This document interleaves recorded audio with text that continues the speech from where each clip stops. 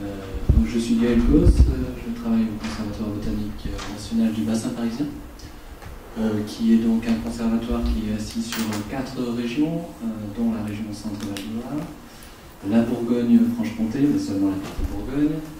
On fonctionne sur les anciennes régions, la région Île-de-France et l'ex-région Champagne-Ardenne.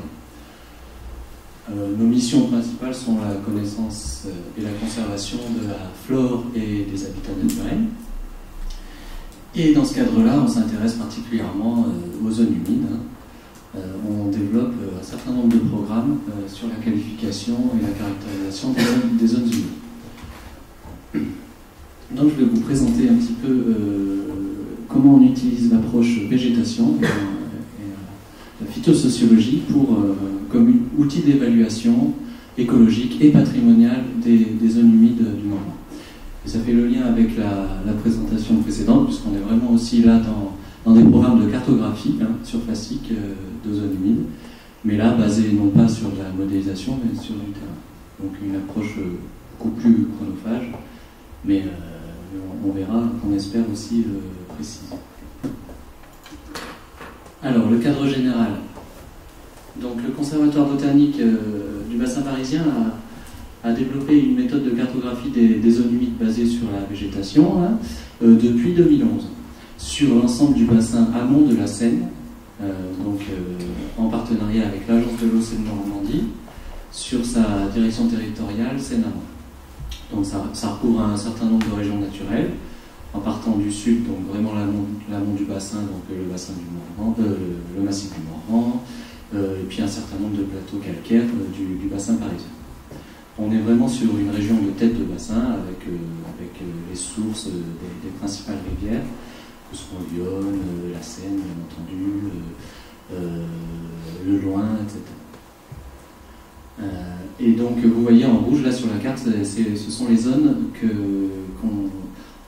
qu'on a pu cartographier, ou au moins une partie de la zone a pu être cartographiée, dont les zones humides ont pu être cartographiées. Donc l'Aujon, l'Aube, l'Arnance, l'Armançon, le Loing, une petite partie du bassin Yonne-Druy, et là récemment le Morvan, dont je vais vous parler plus précisément. C'est une cartographie dont je m'occupe et qu'on développe donc qu'on met en œuvre depuis 2016. L'objectif général de toutes ces cartographies, en fait en lien avec l'agence de l'eau, c'est déjà d'établir un inventaire surfacique précis des zones humides par cartographie de terrain, et surtout d'identifier, de hiérarchiser les zones humides entre elles sur la base du patrimoine naturel, végétal, et donc d'identifier les enjeux des zones humides pour après orienter les actions de conservation et de protection. Donc le cadre général sur le Morvan, c'est une action qui est donc, comme je vous l'ai dit, en partenariat avec l'Agence de l'eau, mais aussi en lien avec le Parc naturel régional du Morvan, qui est l'animateur du contrat global Yonne-Curs sur lequel a lieu la cartographie. Donc c'est directement en lien avec une structure territoriale de gestion des milieux qui est le PNR du Morvan. Donc c'est un projet qui a été initialement étalé sur 5 ans, sachant que la première année était aussi valée pour année de calibration un peu de la programmation, et donc à l'issue de cette première année on a estimé qu'il fallait plutôt 6 ans. La région couvre toute la partie du Morvandel orienté vers la Seine, donc bassin de l'Yonne et de la Cure. Le cadre méthodologique qu'on utilise est basé sur la phytosociologie paysagère, et donc en fait on utilise la végétation qui est porteuse d'informations écologiques et dynamiques, parce que c'est la résultante des conditions de milieu, donc elle permet la détection de zones humides, et elle permet aussi d'en établir un certain nombre de propriétés écologiques et d'en faire un diagnostic patrimonial comme je vais tenter de vous montrer dans le diapo suivant. Alors, je ne suis pas sûr que tout le monde soit très familiarisé avec la phytosociologie, donc je voulais vous présenter quelques diapos pour vous présenter un petit peu rapidement les fondements de la méthode. Donc la phytosocio, c'est vraiment la science des groupements végétaux ou syntaxons. Donc elle s'intéresse à l'étude des communautés végétales en lien avec leur relation avec le milieu. Donc, qu'est-ce qu'on voit dans un tapis végétal? On voit d'abord des plantes. Donc là, dans une prairie humide, dans le Morvan, eh bien, on est attiré par certaines fleurs. Là, donc là, c'est l'Arnica montana. Donc c'est une plante. On se situe à l'échelle de la flore, dans un cadre spatial qui est la station. L'objet concret, c'est pas l'espèce, hein, c'est un pied de plante. Mais par contre, on va catégoriser en une catégorie abstraite qui est un taxon. C'est la taxonomie. Et donc l'Arnica montana, c'est donc le taxon au rang d'espèce, donc de ces pieds de plantes de fleurs jaunes. Et la science qui s'occupe d'étudier toute cette flore, ça s'appelle la botanique. Donc ça, je pense que vous le savez à peu près tous, mais je faisais ce parallèle justement pour aller à un niveau un petit peu supérieur, donc au niveau de la végétation, donc l'assemblage de différentes plantes, de différentes espèces. On se situe toujours dans un cadre spatial stationnaire, mais là on étudie donc un assemblage de populations de plantes, donc une communauté végétale. L'objet concret, c'est la communauté végétale. La catégorie abstraite, ce n'est plus un taxon, mais un syntaxon. Et la science qui étudie les syntaxons s'appelle la phytosociologie.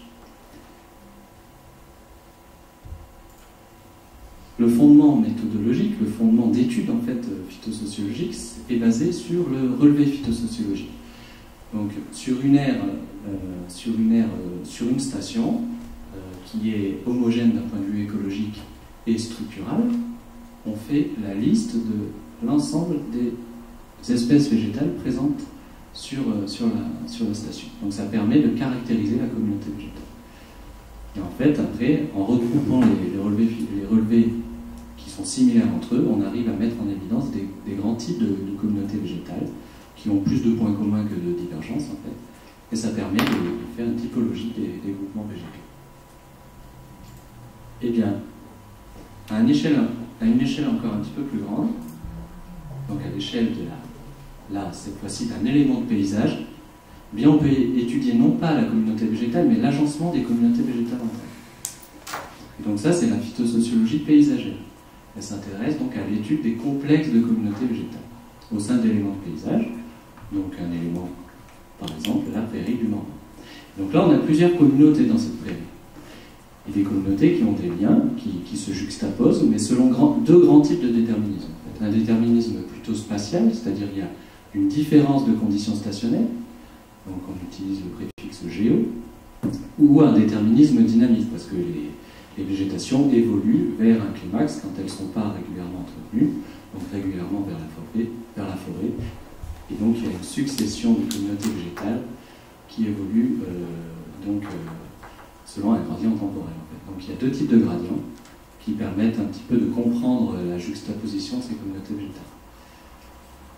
Et donc l'étude de cet agencement de communautés permet de définir des catégories abstraites aussi qui sont des géosigmotaxons, des sigmotaxons. Et donc la science qui s'occupe d'étudier ça s'appelle la phytosociologie paysagère ou symphytosociologie. Je vous ai pas perdu, c'est bon? Ça va bien?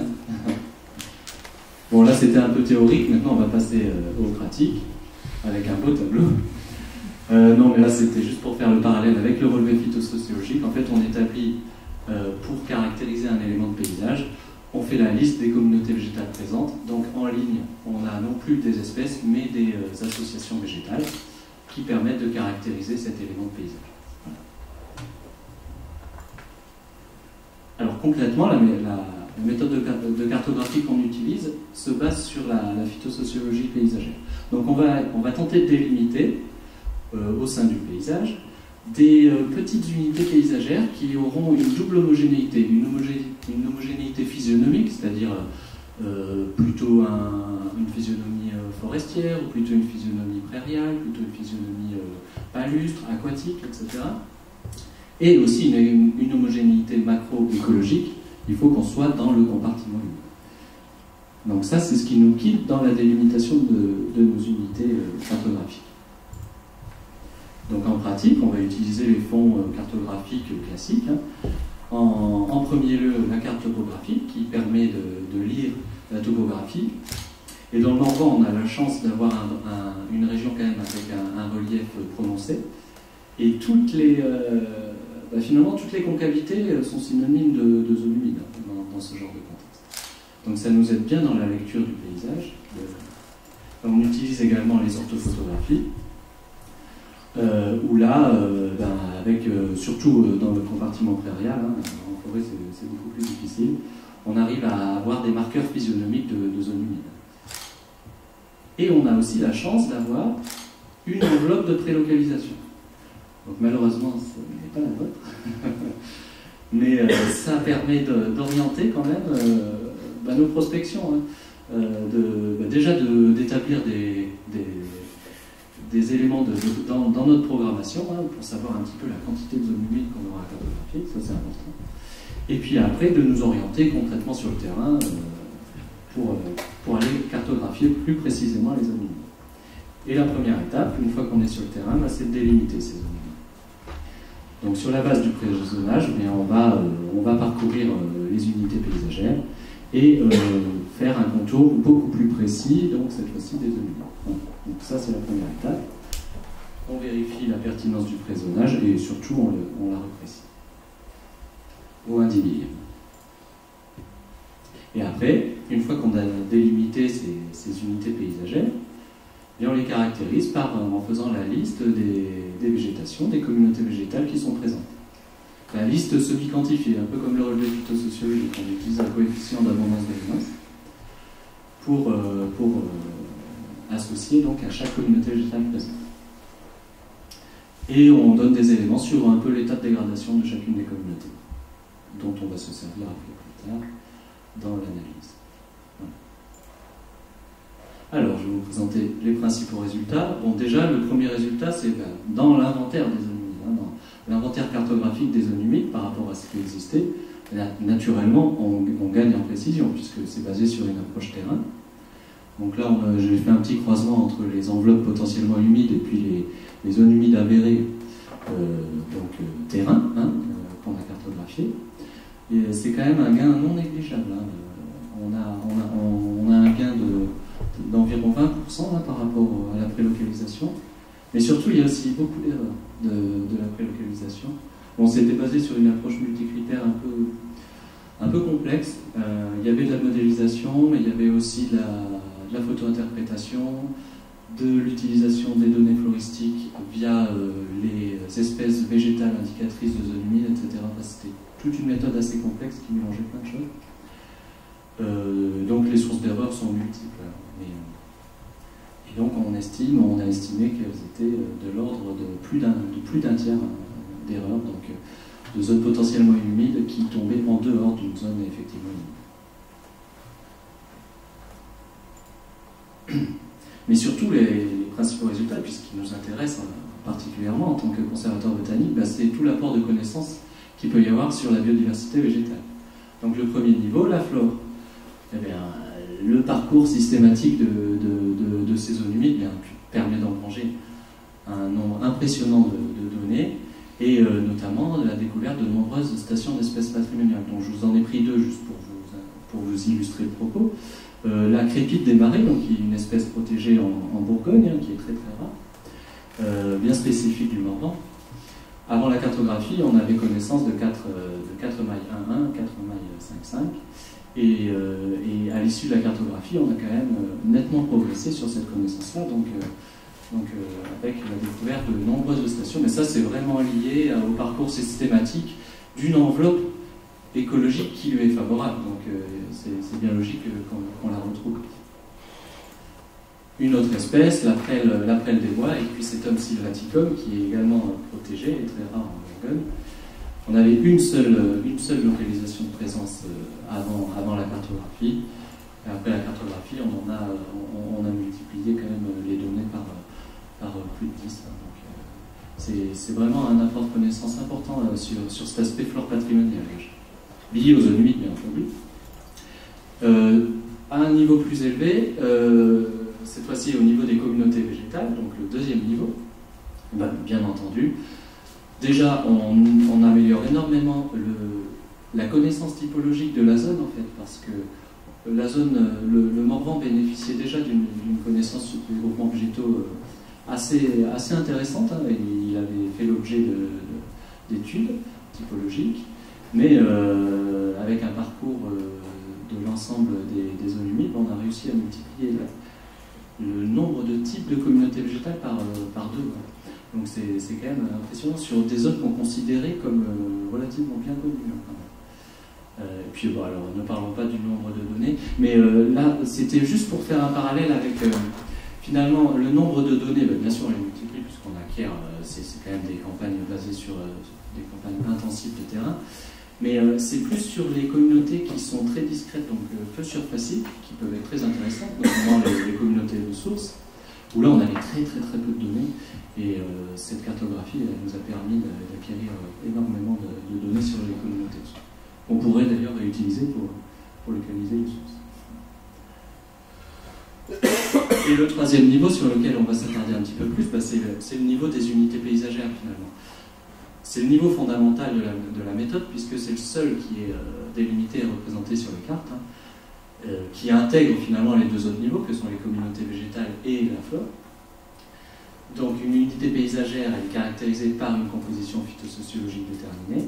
On peut aussi déterminer ses propriétés écologiques et dynamiques, faire un lien avec son histoire et puis avec des pratiques de gestion. Donc finalement, la typologie des unités paysagères nous renseigne sur beaucoup de choses. Donc si on reprend le tableau que je vous avais montré rapidement tout à l'heure, eh bien en rapprochant les relevés qui sont similaires en termes de composition en groupements végétaux, eh bien on arrive à identifier des types. Donc de grands types, donc liés à un certain compartiment écologique et à un certain système dans le Morvan. Donc un type d'unité paysagère de prairie par la tourbeuse de petite vallée, un type qui est caractérisé par deux associations bien spécifiques, un autre type d'unité plus d'amont de sources, plutôt prairiales, turficoles, de ballon d'amont, et puis une unité de convergence trophique, où là les communautés végétales les plus exigeantes sur le plan trophique disparaissent par enrichissement souvent anthropique du milieu. Et on peut identifier aussi certaines variations. Enfin, bref, tout ça pour vous dire que la typologie des unités paysagères permet donc de définir ces catégories répétitives d'unités paysagères. Donc on arrive à comprendre un petit peu mieux le paysage, comment ça s'organise en fait dans le Morvan, hein, le tapis végétal, puis de formaliser un peu les propriétés et le déterminisme écologique de ces catégories. Alors, donc comme je vous le disais, les caractéristiques de ces unités, elles sont déduites de leur composition phytosociologique. Et donc on va utiliser finalement le caractère indicateur de communautés végétales pour les synthétiser au niveau de l'unité paysagère. Donc si je prends un exemple d'un facteur écologique, d'un paramètre écologique important qui est l'indice trophique, en fait on va utiliser le caractère indicateur des espèces, donc l'indice trophique style Ellenberg, hein, je ne sais pas si vous connaissez. Bon là on a utilisé celui de Basse-Flore dans Jules, parce qu'il était plus exhaustif sur notre territoire, qu'on va synthétiser au niveau des communautés végétales via les relevés phytosociologiques qui les caractérisent. Donc on obtient finalement une moyenne pondérée de la trophie sur chacun des relevés. Et via un certain nombre de relevés de référence, on va obtenir la moyenne pour chaque association. Donc finalement, on peut caractériser chaque association selon une valeur d'indice trophique. Et une fois qu'on a la liste des valeurs sur cet indice-là pour toutes les associations du territoire, eh bien on peut synthétiser ces valeurs au niveau des unités paysagères en faisant la moyenne pondérée, en augmentant encore d'un niveau, c'est la même chose. Comme chaque unité paysagère est composée d'une liste de communautés végétales dont on a la valeur trophique, on peut en faire la moyenne pondérée par l'importance de chaque communauté au sein de l'unité. Et donc voilà, pour illustrer un petit peu ça, si on prend le tableau d'avant, en fait à chaque colonne, ça représente une unité paysagère avec sa composition phytosociologique.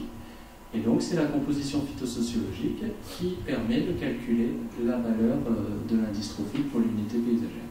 Et cette valeur-là, après, on peut la reclasser, par exemple en 5 classes, et la représenter sur des cartes.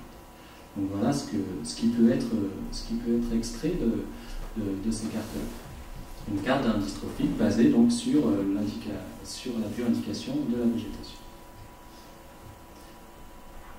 Mais surtout, et ce qui était vraiment dans l'objectif de base de l'étude cartographique, c'était de hiérarchiser l'intérêt patrimonial des unités paysagères pour hiérarchiser les enjeux. Donc on utilise toujours le même principe. On va mobiliser la valeur patrimoniale des communautés végétales pour la synthétiser au niveau des unités paysagères. Alors, comment on définit la valeur patrimoniale d'une végétation? On a mis en place finalement une méthode assez classique qui croise la rareté du type et la menace. Tout ça évalué à dire d'experts, puisque dans un premier temps, on n'a pas suffisamment de données pour obtenir des raretés et des menaces calculées. Donc, mais à défaut, c'est toujours mieux que de ne rien avoir. Et le croisement de ces deux critères, rareté et menace, nous permet donc d'avoir une cotation de la valeur patrimoniale de 0 à 5 pour chacune des végétations. Et alors, comment on va synthétiser ça au niveau des unités paysagères? En fait, il y a deux facettes dans la valeur patrimoniale. Il y a le calcul déjà de la valeur patrimoniale moyenne, basée sur la moyenne pondérée des valeurs des syntaxons qui constituent l'unité paysagère. Mais il n'y a pas que ça, il y a aussi une idée de diversité. Et donc ça, c'est synthétisé dans la richesse patrimoniale. Donc ça, on combine finalement deux indices, la valeur moyenne de patrimonialité et la richesse patrimoniale de chaque unité paysagère, pour aboutir à un indice synthétique de patrimonialité qui va donc nous donner des valeurs entre 0 et 7,5 que l'on va reclasser en 5 classes qui sont traductibles en français et représentables assez facilement sur les cartes. Et c'est là qu'on va refaire entrer en jeu l'état de conservation des végétations patrimoniales qu'on avait noté donc sur le terrain, puisque c'est quand même important d'avoir aussi une idée sur la plus ou moins grosse dégradation des communautés végétales recensées, en fait. Ça permet d'orienter aussi des actions plutôt de préservation ou plutôt de restauration. Et tout ça donc sera synthétisé dans la légende de la carte.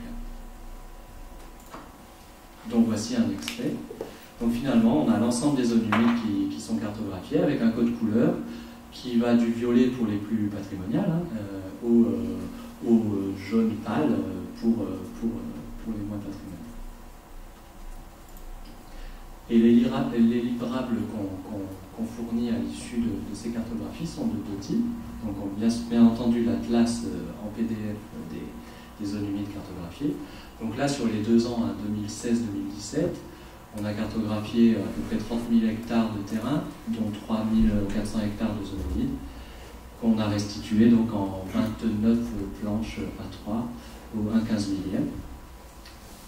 Mais on fournit aussi un autre type de livrable qui est là un produit un peu plus professionnel, c'est un projet cartographique sur QGIS, donc qui permet par défaut de représenter finalement l'atlas des zones humides en jeu qu'on fournit en PDF, mais qui permet aussi à l'utilisateur de paramétrer comme il le souhaite d'autres types de représentations, et aussi de consulter finalement le cœur un petit peu des unités paysagères avec la liste des associations végétales, la liste des habitats, on fait des correspondances vers les typologies d'habitats que sont ENIS, Corinne Biotope et le cas échéant les habitats naturels.